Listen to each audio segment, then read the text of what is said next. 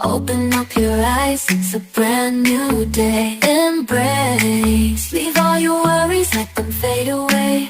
It's time to start anew, with a smile upon your face, yeah. Stretch your arms up high, let the rhythm set you free. Dance to the beat, feel the positivity. Sing it out loud, let your voice be heard. Spread the love around like a sweet chirping bird, yeah. Gonna rise and shine, let the happiness flow. Every moment counts, gotta let your spirit glow. Feel the energy, let it take you high.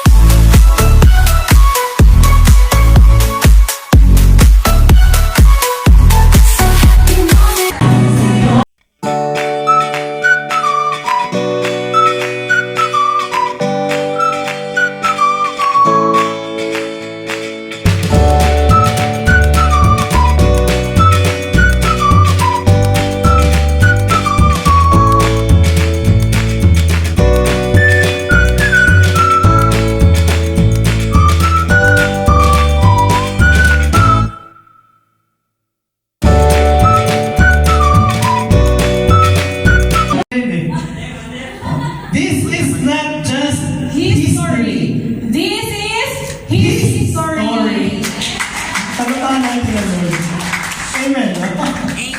Panoorin natin ang church history and milestone video presentation at ibalik natin ang lahat ng papuri at pagsamba sa ating buhay na Panginoon.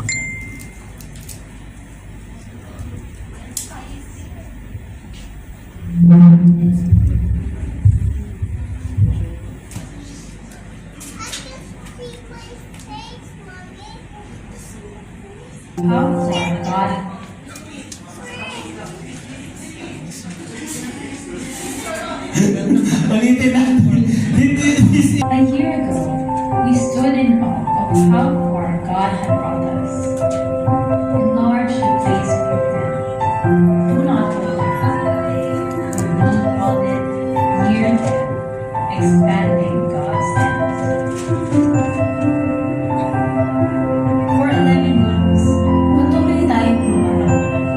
Sa iba't ibang pagkakataon, malaki man o maliit, hanggang tayo ng komunidad na nakaugat sa pananampalataya at pagmamahal. Sa hindi mabilang ng mga sandali, naranasan natin ang presensya ng buhay ng Diyos. Mga puso ay nagkaroon, mga buhay ay nabago, at ang ating faith sa Panginoon ay lumalim dahil sa Kanyang buhay. Habang nasasilang natin ang pag-expand ng sila ng Panginoon at ang ating buhay siya, tinatanggap naman natin ngayon ang panawagan to elevate, ang umangat sa ating pag-unawa sa salita ng Diyos, sa lalim ng ating pagsamba at sa saklaw ng ating paglilingkod. Sa bawat pagtitipon, bawat gawa ng paglilingkod, bawat sandali ng pagkakaisa, tayo ay inaangat, lumalakas ng sama-sama sa kanyang pagmamahal at para sa kanyang layunin. And so, we are called to elevate in our faith, in our commitment, in our impact. Lahat para sa kapurihan ng Diyos. Great Shepherd Ministries family. Sama-sama tayo sa ating pag-angat sa lahat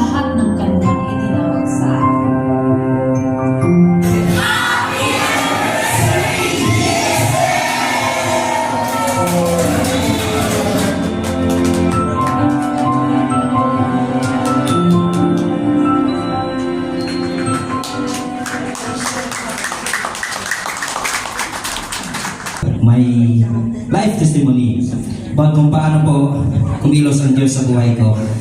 So, binigyan na po ako ng 5 minutes. Basahin ko. I'll try my best na matapos ko po na siya ng 5 minutes. So, basahin ko lang po yung testimony. Maybe some of you here, alam na kung ano po yung life testimony ko. But, you know, first of all, I just want to say magandang araw po muli sa lahat. Magandang hapon. Magandang hapon! Mga Pilipini at Ginoo. Okay, so you know, it's a great honor po to stand before you today to share how God has worked mightily in my life. Not to boast about my achievements, but to exalt the one who took my broken life and turned into a living testimony of His faithfulness, His goodness, and His love. So, ngayon po, samahan niyo ako na aking mga minamahal na kapatid sa pananampalataya. Tayo ay tinawag ng Diyos upang magpasalamat at tularan ang kanyang kabutihan sa pamamagitan ng pagbibigay.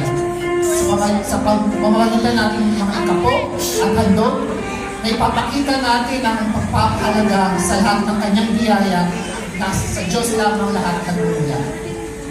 So sabi po sa Malakias, Kapitulo 3, versikulo 10, ay nakasulat, dalhin niyo ang lahat ng ikapo sa tahanan ng bahay ng Diyos. Upang may pagkain ang aking bahay, subukan niyo ako ngayon sa pamamagitan nito. Sabi ng Panginoon na hukbo, kung hindi ko bubuksan ang pintuan ng langit para ibuhos ang pagbubuni sa inyo, at bayanin ko kayo ng pagpapanampalataya ng sobra-sobra. So naka-inline din siya sa sinasabi ng kanina ni Pastor. Kabutihan ng Diyos para manahimik lang.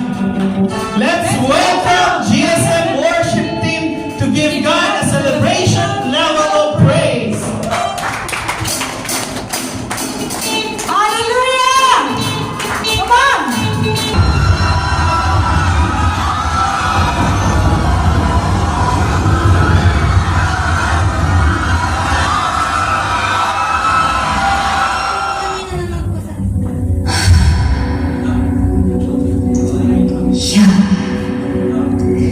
Sa kasiyahan at kalangitan, ikaw ang aming papurihan. Sa gitna ng bagyo o umuslan, ikaw at ikaw pa rin ang aming pangangaralan.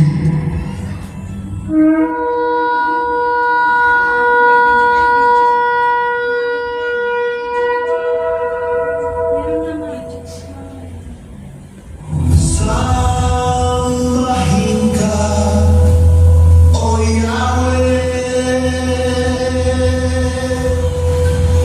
Ikaw ang Diyos na dakila.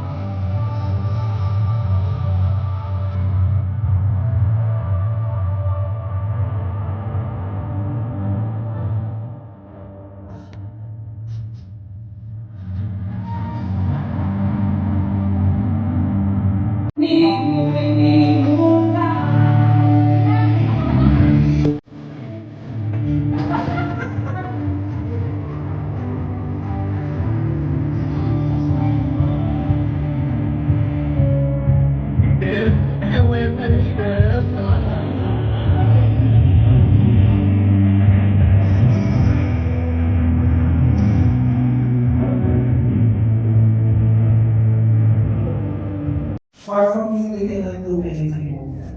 Lord, salamat sa lahat. Ibinabalik po namin ang papulit pagsamba sa pangalan niyo. Dahil sa benediction,